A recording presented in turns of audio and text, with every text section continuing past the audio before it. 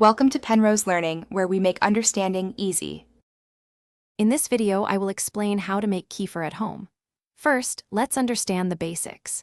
Kefir grains are not actual grains, but a living culture of beneficial bacteria and yeast that look like tiny cauliflower pieces. You'll need about 1 to 2 tablespoons of these grains for every 500 milliliters of milk. Gather your equipment: a clean glass jar, a non-reactive strainer, and a cloth cover to allow airflow during fermentation. This simple setup is all you need to begin your kefir journey.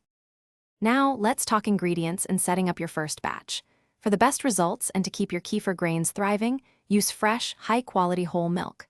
A good starting ratio is about 1 tablespoon of grains for every 250 to 500 milliliters of milk, but you can adjust this to your taste.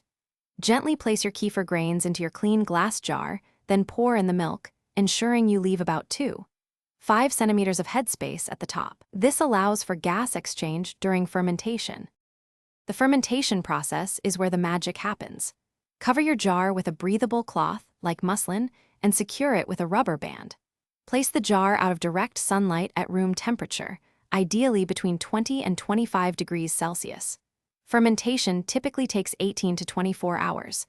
You'll know it's ready when the milk has thickened to a yogurt-like consistency and may show some separation into curds and a yellowish liquid called whey. A mild, slightly sour aroma indicates success.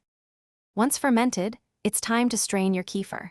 Gently stir the mixture and pour it through a non-metal sieve into a clean jar or bottle. The grains will remain in the strainer, ready for your next batch. Store your freshly made kefir in a sealed container in the refrigerator, where it will stay fresh for up to 2 weeks. Remember, the grains are reusable, so immediately place them in fresh milk to continue your kefir production. For more details on this fantastic e-reader and other great deals, check out the links in the description below. Thanks for watching. If this was helpful, leave a like and consider subscribing. See you next time.